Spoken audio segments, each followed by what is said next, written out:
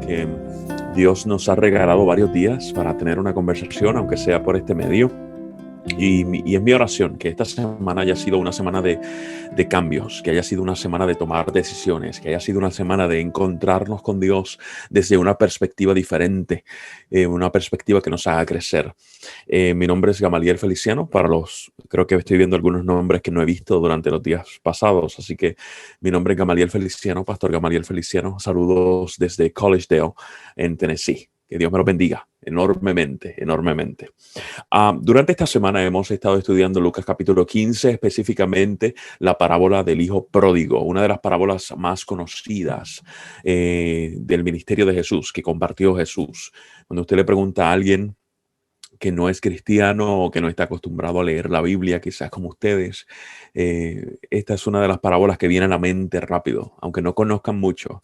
Dicen la oveja perdida, el hijo pródigo. Esas son de las parábolas más conocidas. Y en esta semana he tratado de que desglosemos un poquito varios elementos que Jesús presentó en la parábola que son riquísimos, que son riquísimos. Comenzamos la semana hablando un poquito del contexto en el que Jesús compartió estas parábolas según Lucas. Lucas nos presenta que Jesús compartió esta parábola a dos grupos principales, a los que entendían que necesitaban a alguien, que necesitaban algo nuevo en su vida, que sus obras no valían, que necesitaban las obras de alguien más para reconciliarnos con Dios.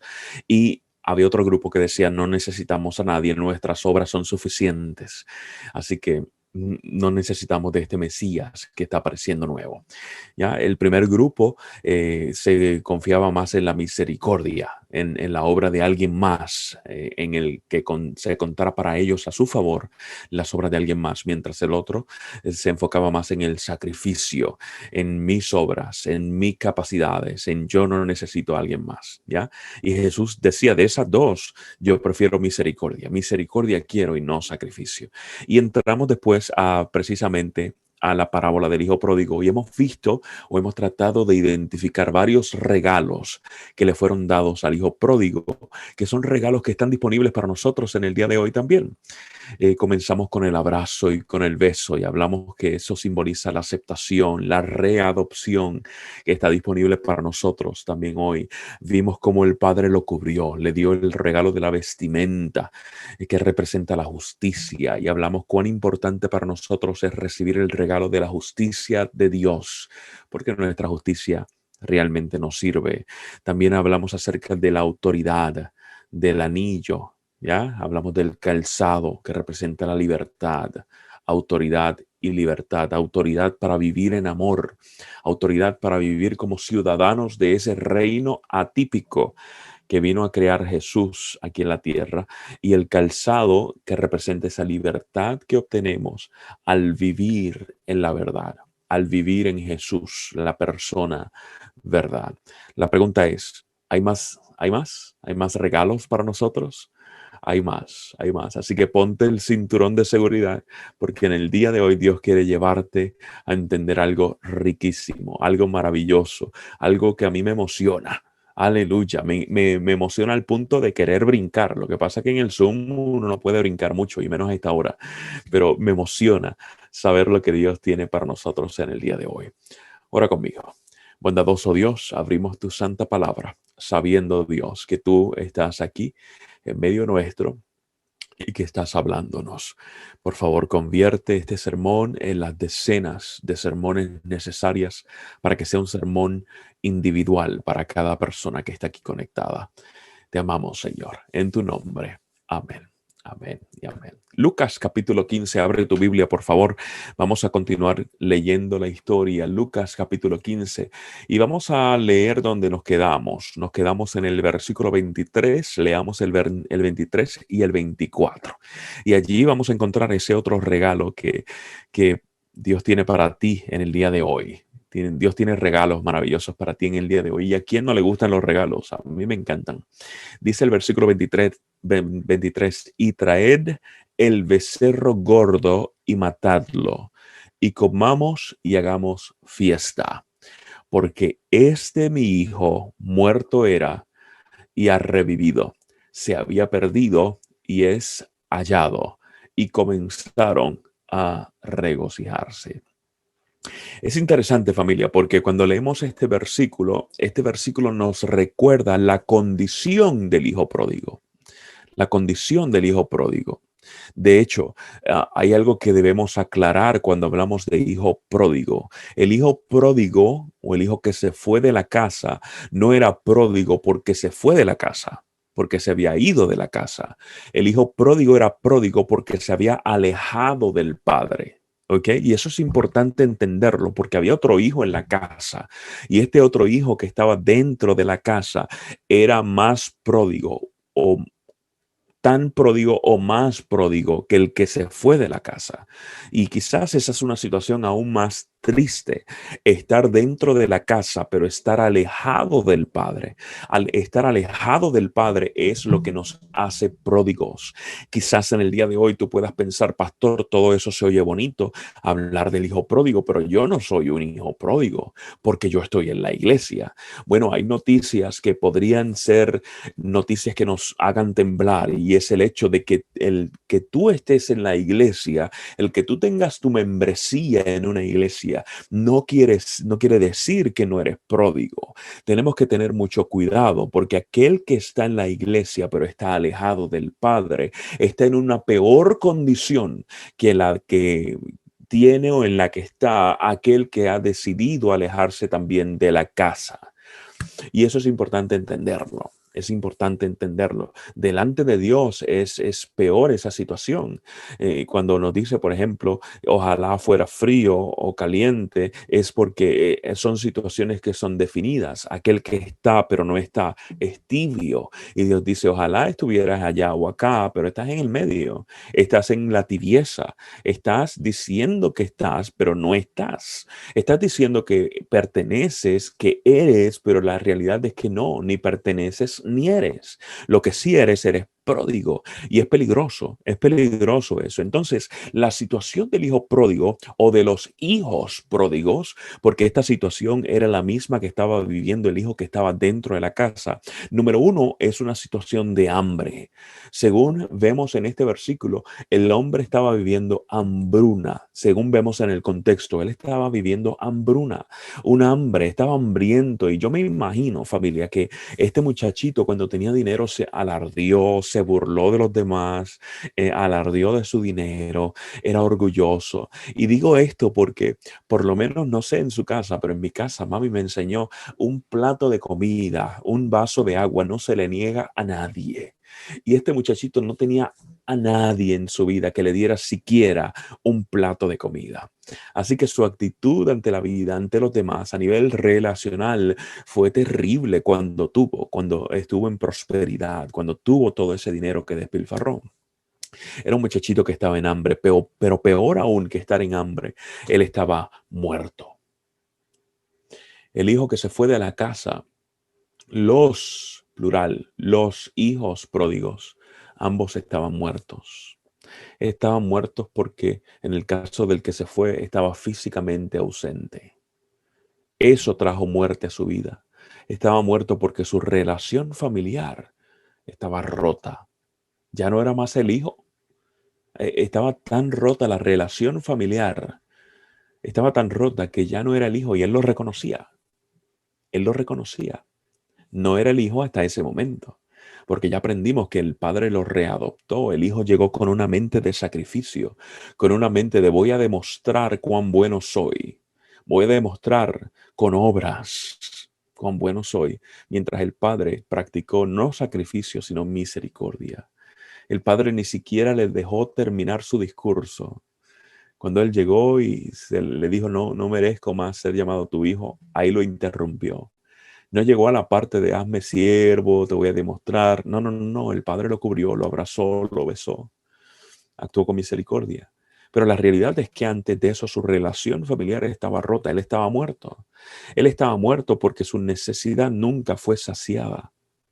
Mientras él estuvo fuera de la casa, él estaba existiendo, pero no estaba viviendo. Él estaba viviendo una vida negativa. Él estaba perdido. Y hay mucha gente viviendo de esa manera que no están viviendo realmente, que solo están existiendo. ¿Conocen la diferencia, verdad? Entre existir y vivir. Existir es aquel que solo está respirando, pero no tiene propósito de vida. tiene propósito de vida y Dios viene a darte propósito de vida. Dios quiere darle sentido a tu vida. Si no tienes ese sentido de Dios, no estás viviendo, estás solo existiendo. Él estaba muerto porque estaba espiritualmente destruido. ¿Cómo yo sé que estaba espiritualmente destruido? Claro, su fe estaba en sí mismo. Cuando tu fe está enfocada en ti mismo, estás espiritualmente destruido. No vives una vida espiritual. Él estaba muerto. Él estaba muerto. Él estaba hambriento, pero también estaba muerto. Y lo interesante de esto es que esa es exactamente nuestra condición.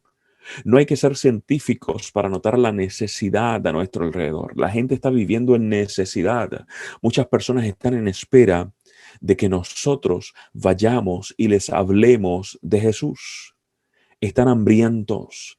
Ellos necesitan el pan de vida. Están hambrientos.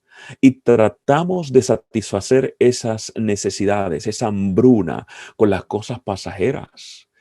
Tú y yo estamos en búsquedas hasta que encontramos a Jesús. Estamos en una búsqueda constante de satisfacer esa necesidad que solo satisface Jesús. Y como solo la satisface Jesús, cuando nos aferramos a las cosas que son pasajeras, ¿qué sucede con nosotros? ¿Qué sucede con el hombre? ¿Qué sucede contigo? ¿Qué sucede conmigo? Nos frustramos porque nos satisfacemos por un momentito, pero luego estamos hambrientos otra vez y tenemos que recurrir a otra cosa y a otra cosa y a otra cosa. Y esas cosas que son pasajeras, que nos satisfacen por un solo momento, de manera pasajera, lo que nos trae es más problemas, lo que nos trae es más dolor. Porque confiamos, por ejemplo, en que nuestra satisfacción va a estar en una persona y procuramos satisfacer esa hambruna espiritual en una persona y cuando esa persona no nos satisface, creamos rencores, dolor, insatisfacción y andamos perdidos por la vida. Cuando Juan 6:35 Jesús nos dice, yo soy el pan de vida. Yo soy el pan de vida, no un pan de vida. Yo soy el pan de vida. Y el que a mí viene nunca pasará hambre, dice Jesús. Él nos está dando la solución. El que viene a mí nunca pasará hambre. El que cree en mí nunca más volverá a tener sed. Yo soy la solución. Nuestra situación no está muy lejos de la de los hijos pródigos. Estamos hambrientos. También estamos muertos. Esa es la ironía, que nosotros pretendemos cubrir nuestra necesidad de salvación. Pretendemos cubrir los méritos que son necesarios para salvarnos con nuestras acciones cuando tú y yo estamos muertos, según la Biblia. ¿Y qué pueden hacer los muertos? ¿Qué pueden hacer los muertos? El ser humano le tiene muchísimo miedo a la muerte, a los muertos. Sí, sí. Pasa la noche en un cementerio a ver si te atreves. No nos atrevemos, me incluyo. Le tenemos miedo a los muertos, cuando los muertos nada saben, nada pueden hacer los muertos. Tú y yo estamos muertos, según la Biblia. Así que, ¿qué podemos ofrecerle a Dios? Nada. Por eso la vida nueva, la salvación en Jesús es por gracia, porque tú y yo no podemos comprarla. Nuestra tarjeta de crédito no da para tanto. Tú puedes tener tarjeta de crédito de la Black, de la Silver, ahí, pum, de la Platinum, pero ninguna de esas cubre tu salvación. La única tarjeta que cubre la salvación es una que es roja, roja color sangre, la de Jesús. Es la única que cubre nuestros pecados. Pablo entendió muy bien eso, por eso es que él nos dice que, mira, por cuanto todos pecaron, están destituidos de la gloria de Dios. Romanos 3:23. Él dice, mira, la paga de la muerte, la paga del pecado es la muerte. La muerte, no hay opción. Estás en pecado, has heredado una muerte. Has heredado pecado, has heredado muerte. Si vives en pecado, estás produciendo muerte también. Y así vivimos. Vivimos en el descontrol de la muerte. Entonces ahora Jesús, mira lo que hace. Presenta la idea de que este hijo pródigo recibe otro regalo adicional. En el versículo 23 lo leímos, vamos a leerlo una vez más. El padre se dirige a los siervos después de pedirle la vestimenta y que vistieran al hijo, que le pusieran un anillo en su dedo, que le calzaran sus pies. Ahora le dice, vayan por el becerro gordo, no por un becerro gordo, sino por el becerro gordo. Este becerro era las personas que tenían la capacidad, siempre separaban animales específicos para engordarlos, para cuidarlos, para cuidarlos de tal manera que estuvieran saludables, que estuvieran gorditos, que estuvieran ricos, ¿ya? Porque eran animales que eran guardados para eventos especiales, para celebraciones especiales, ¿ya? Para el quinceañero de la nena. De hecho, algunos teólogos indican que este tipo de becerros que Jesús menciona en esta parábola eran utilizados para momentos como la Pascua o celebraciones religiosas como la Pascua, el final de la Pascua. El becerro gordo, dice Jesús. Vayan, busquen el becerro gordo, uno engordado, no guardado para eventos especiales. Entonces, el regalo que Dios nos está dando aquí es el regalo de la provisión. Cuando el Padre llama a sus siervos y le dice, busquen el becerro gordo, lo que Él les está diciendo es, busquen la provisión que ya yo he hecho, que ya yo tenía preparada para este día. Nota que la provisión es de Dios, la provisión es preparada por Dios, la provisión es preparada de antemano por Dios. De antemano por Dios. Y este principio se traslada a todo lo que tú y yo vivimos en la salvación. Dios hizo provisión desde antes de la fundación del mundo. Aún antes de que Adán y Eva pecaran, ya Dios tenía provisión. Recuerda que Dios conoce el final desde el principio. Dios sabía en su omnisapiencia la decisión que habrían de tomar Adán y Eva. Él no la propulsó, Él no la provocó, pero sí Él sabía. Él sabe tus decisiones, Él sabe las decisiones que tú habrás de tomar, aún antes de que tú las tomes. Tú tienes libre albedrío para tomarlas, pero en su omnisapiencia, Dios conoce las decisiones que nosotros tomamos, las buenas y las no tan buenas. Y Él hace provisión para ti, aún antes de que tú sepas que tú necesitas de esa provisión. Y yo no sé tú, pero yo digo aleluya. Yo digo gloria a Dios, porque ese es mi Dios. Mi Dios conoce mi necesidad aún antes de yo tener mi necesidad. Eso es grandioso. Si tú estás pasando por necesidad ahora o por la necesidad que estás pasando ahora, no es sí, sino por la necesidad que estás pasando ahora. No pienses que estás solo, no pienses que estás sola. Glorifica a Dios en tu día, aunque estés en medio de la situación difícil. Glorifícalo, dale gloria a Dios, porque ya Dios ha hecho provisión. Ya Dios tiene obras, dice Pablo, yo he preparado obras para que ustedes las vivan, las disfruten, para que ustedes caminen en ellas. Efesios capítulo 2. Ya Dios tiene provisión, ya Dios tiene las obras que tú y yo que nos entregamos a Él vamos a vivir, en las cuales vamos a actuar. Busquen el becerro. El padre pudo haberle dado algo sencillito y eso estaría bien. El hijo no estaba esperando ningún becerro. El hijo no estaba esperando ningún festín, ninguna comida especial. Pero el padre tenía otros planes para el hijo. El padre tenía otros planes para el hijo. El chico aprendió sobre sacrificio fuera de la casa, pero aquí en la casa aprendió sobre misericordia. El chico aprendió sobre miseria fuera de la casa. Ahora aprendió sobre abundancia en la casa. El chico aprendió sobre muerte fuera de la casa. Ahora aprendió sobre vida en la casa.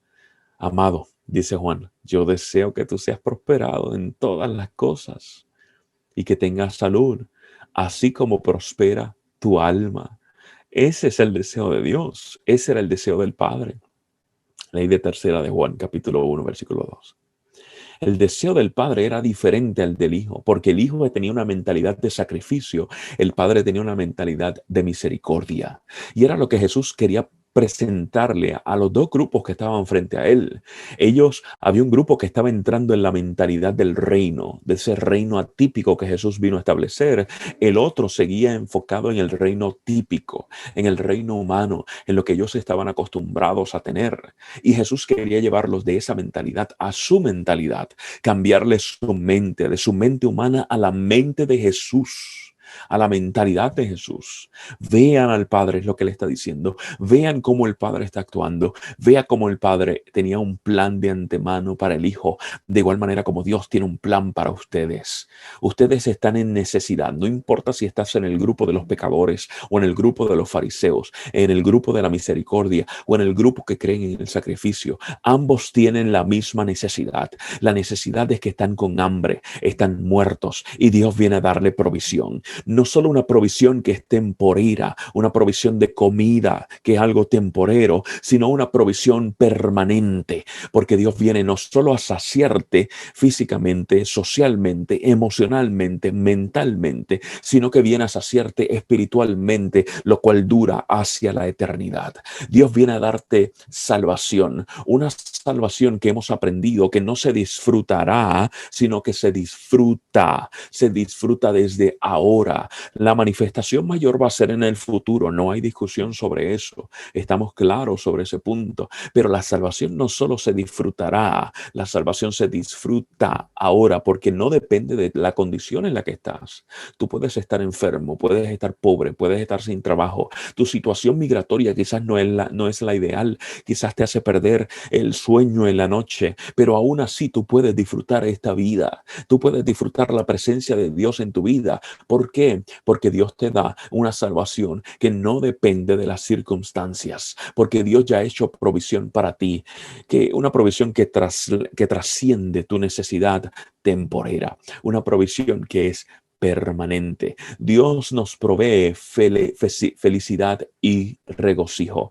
Dios te provee felicidad, esa palabra, trabándose allí. Es muy temprano para decir felicidad, pero no para vivirla. Dios te está proveyendo felicidad, alegría y regocijo. No hay nada que necesites hacer para ganar el amor de Dios. No nos confundamos, familia. No es bíblico pensar que tengo que hacer algo para la salvación. Y a nosotros nos encanta añadirle. Decimos, oh, la salvación es por gracia y es un regalo, pero tienes que hacer algo para ganártela. No, eso no es bíblico. Eso sería Gamaliel habla hoy. Eso no es Dios habla hoy. Esa no es la versión de la Biblia que debemos estar leyendo. Dios dice, la salvación es un regalo. Punto. Es un obsequio. Punto. Te la doy por gracia. Punto. Lo que haces no es para ser salvo, sino porque eres salvo. ¿Ya? Tú eres salvo no por obras, sino que eres salvo para obras.